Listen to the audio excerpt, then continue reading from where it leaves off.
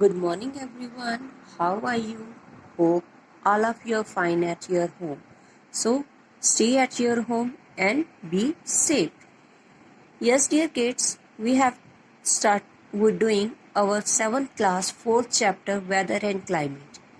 And in the previous videos of this chapter, we have to discuss about the weather elements, temperature and atmospheric pressure.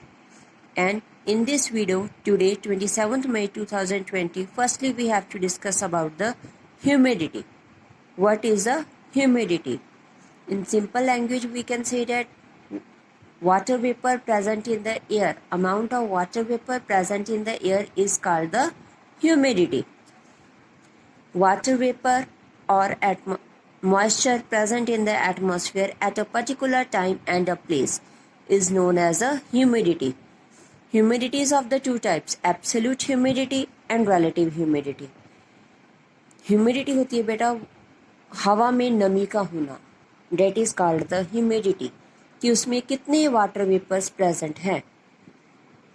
Two types of humidity, absolute and relative. The actual amount of moisture present in the atmosphere is known as absolute humidity. कि present time में air में moisture कितना present है, that is the absolute humidity. The ratio between the actual amount of moisture present in the air at a given temperature and the maximum capacity of air to hold moisture at the temperature is known as relative humidity. Relative humidity or absolute humidity में firstly absolute humidity. Take 1 glass of water and fill half हमने fill कर लिया तो जितना उसमें water present है that is called the absolute humidity.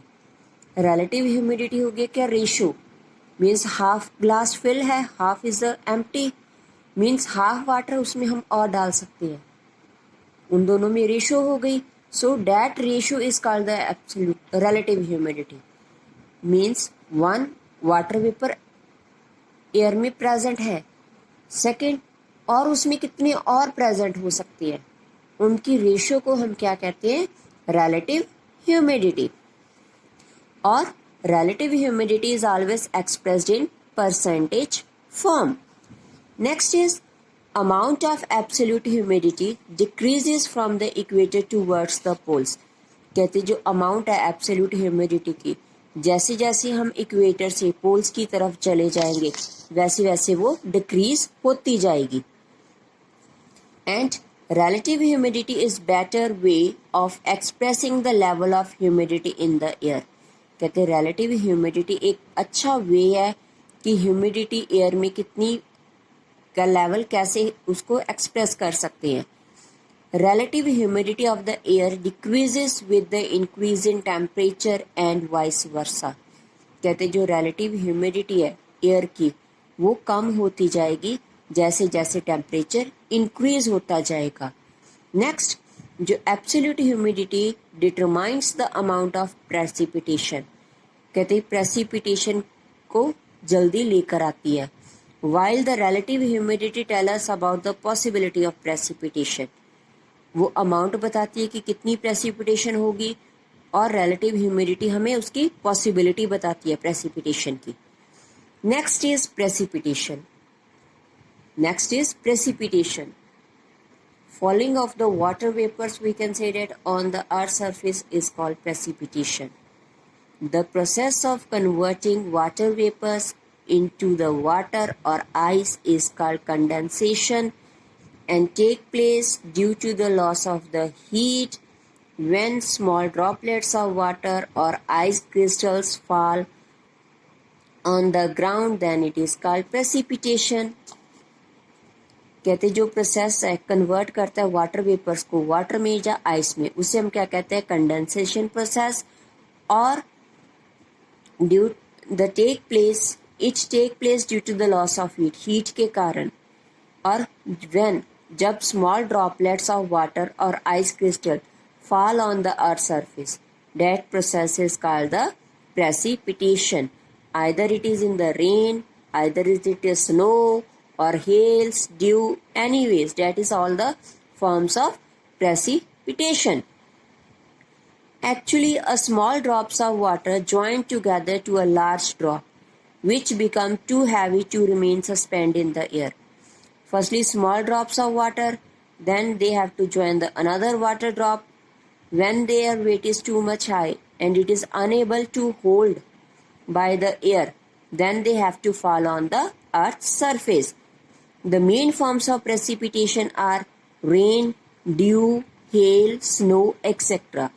Firstly, we have to discuss about the rain. You all know about the rain. Rain is the most important and common form of precipitation. Rainfall occurs only when droplets of water in the clouds change into raindrops.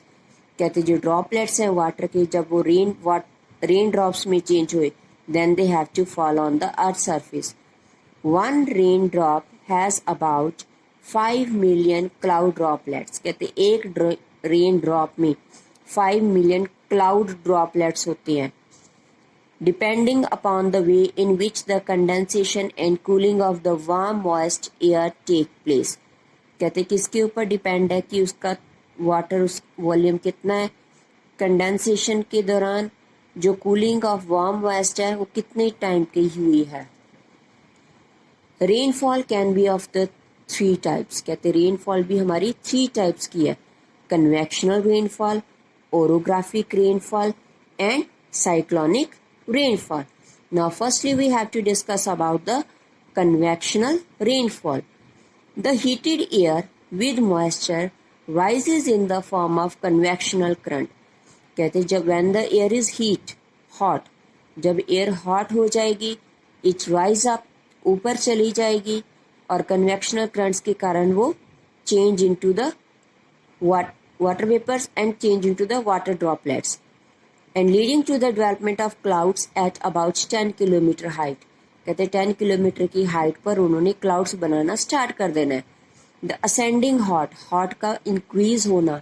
Humid air current causes condensation, और कहते condensation process होता है of the clouds resulting in heavy rainfall for a short duration.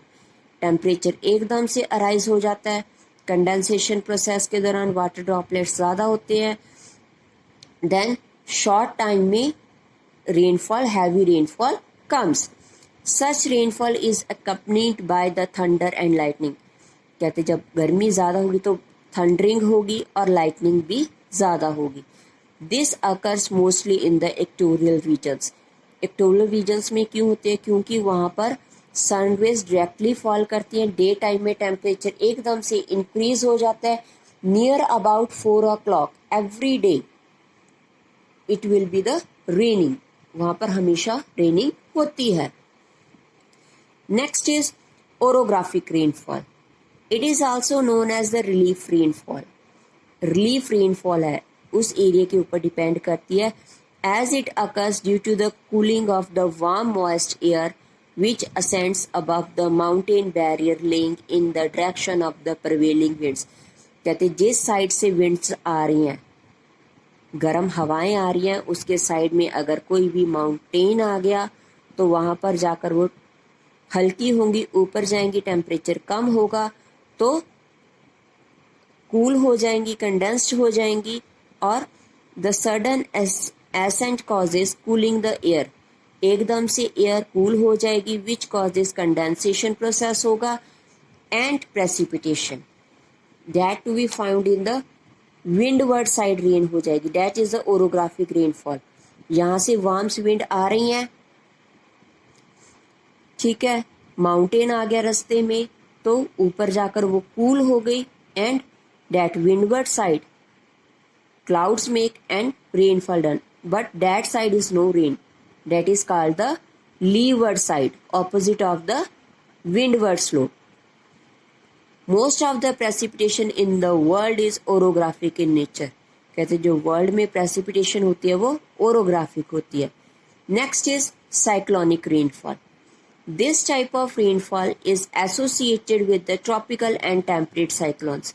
कहते tropical area में और temperate area में जो भी साइक्लोन्स होते हैं उनसे रिलेटेड होती है। When warm and the cold air masses confront each other, कहते हैं जब वार्म और कोल्ड एयर मासेस एक दूसरे के नजदीक आते हैं, the warmer air lighter, warmer air हल्की होती है, वो ऊपर चली जाती है अबव द कोल्डर एयर, क्योंकि कोल्डर एयर हैवी होती है।